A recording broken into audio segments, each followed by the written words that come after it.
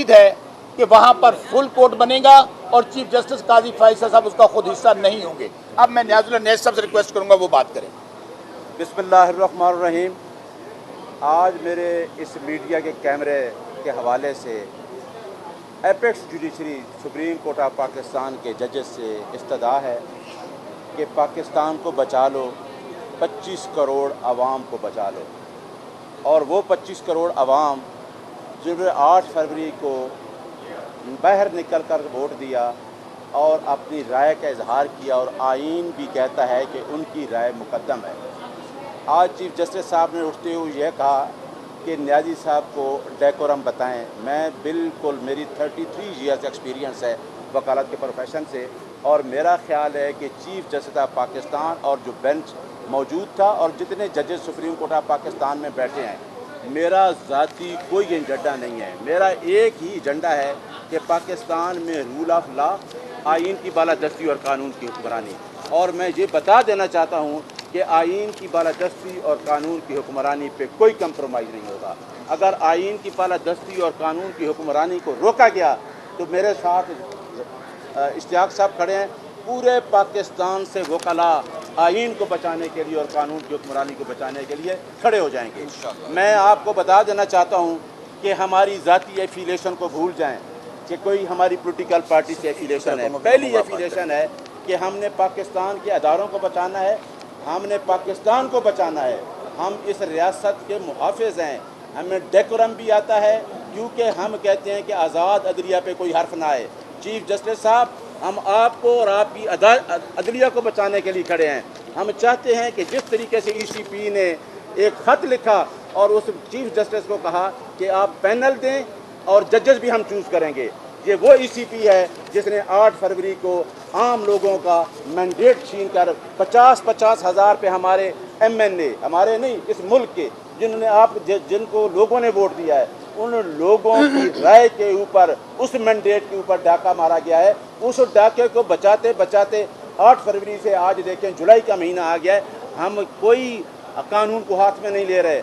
हम ये चाह रहे हैं कि आइन की बालादस्ती और कानून की हुक्मरानी। दूसरी बात ये थी कि मेरा कायद इमरान खान जो रूल ऑफ लॉ की बात करता है, जो आइन की बालादस्ती और कानून की हुक्मरानी की बात करता है, मैं इस वजह से उसके साथ खड़ा हूँ। उसने ये कहा है कि रिज़र्व सीट का मसला हो, 8 फरवरी का मसला हो, पाकिस्तान को बचा लो। पाकिस्तान की आवाम ने जिसको वोट दिया है, आप एक सच को छुपाते छुपाते हज़ारों झूठ भी बोलेंगे तो आप उस सच को नहीं छुपा सकेंगे, और सच नहीं छुप रहा। सच उठेगा, और सच अपनी ताकत से उठ रहा है पूरे पाकिस्तान में। हमारी अदलिया से ये रिक्वेस्ट है कि हम इंडिपेंडेंट ऑफ जुडिशरी पे बिलीव करते हैं, हम रूल ऑफ लॉ पे बिलीव करते हैं, हम आइनी और कानूनी जंग लड़ेंगे। हमारा कोई तल्लक उस नून लीग के टोले से नहीं है जिसने इसी सुप्रीम कोर्ट के आके हमला किया था, लेकिन हम आइन की बालादस्ती और कानून की हुक्मरानी पे कोई कंप्रोमाइज़ नहीं करेंगे। इंशाअल्लाह ये हमारे MNA MP है जिन्होंने आवाम को मैंडेट दिया है, जो हमारा लीडर कैद में बैठा है, आप देखेंगे चंद दिनों में वो हुकूमत भी बनाएगा और हमारे तमाम MNA MP बाहर। देखें, खान इमरान एक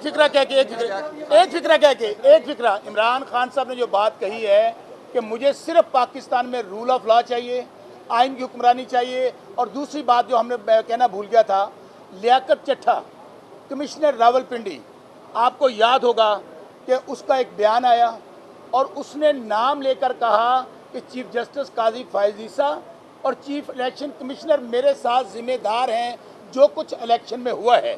हम वो भी मुतालबा करते हैं कि चीफ जस्टिस काजी फायजीसा पाकिस्तान की अदालत सुप्रीम कोर्ट के चीफ जस्टिस हैं, उनको तलब करें। इतना बड़ा इल्ज़ाम अगर उन्होंने लगाया है तो क्या उसकी कोई इंक्वायरी हुई?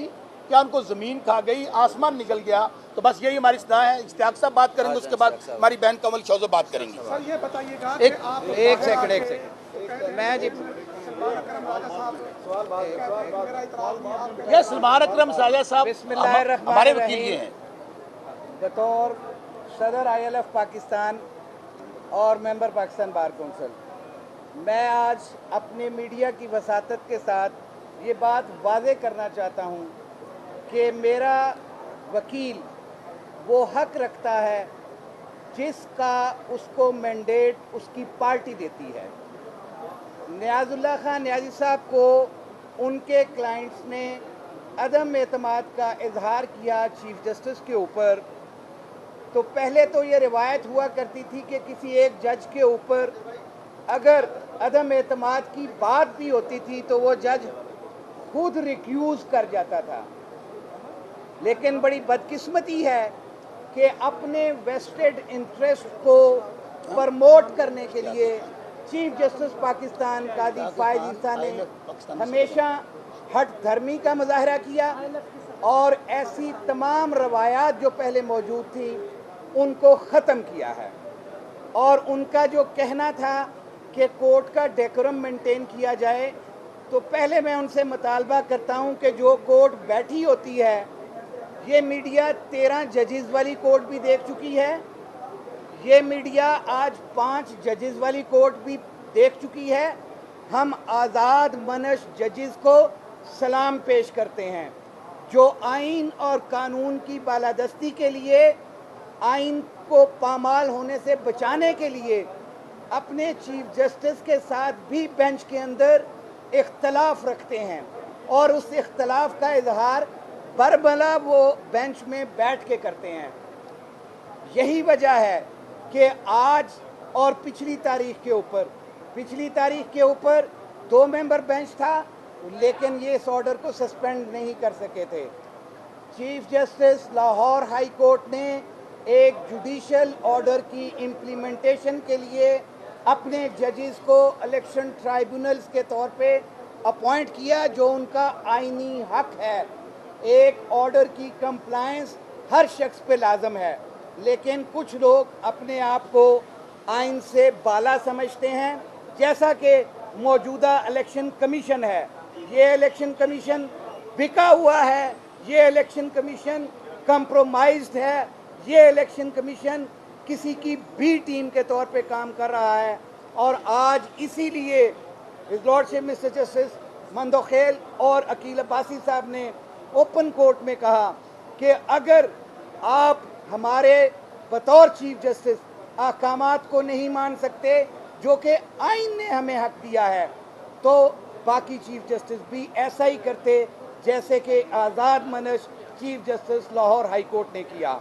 और जस्टिस शाहिद करीम साहब की जजमेंट इन फील्ड थी, उसकी कंप्लायंस नहीं की। इलेक्शन एक्ट की वायलेशन की इलेक्शन कमीशन ने, आइन की वायलेशन की, 4 महीने तक ट्राइब्यूनल नहीं बनाए। डूब मरने का मकाम है। इलेक्शन कमीशन का काम ही 5 सालों के अंदर एक ही होता है कि वो फेयर, फ्री, ट्रांसपेरेंट इलेक्शंस करवाएं। और अगर वो ये भी नहीं करवा सकता तो फिर इस इलेक्शन कमीशन का कोई फ़ायदा नहीं है। और अगर हमारे वकला के ऊपर कोई हरफ उठाया जाएगा, अगर हमारे वकला के खिलाफ कोई कार्रवाई होगी, तो पूरे पाकिस्तान के वकला एक आहनी दीवार बन के सामने खड़े होंगे।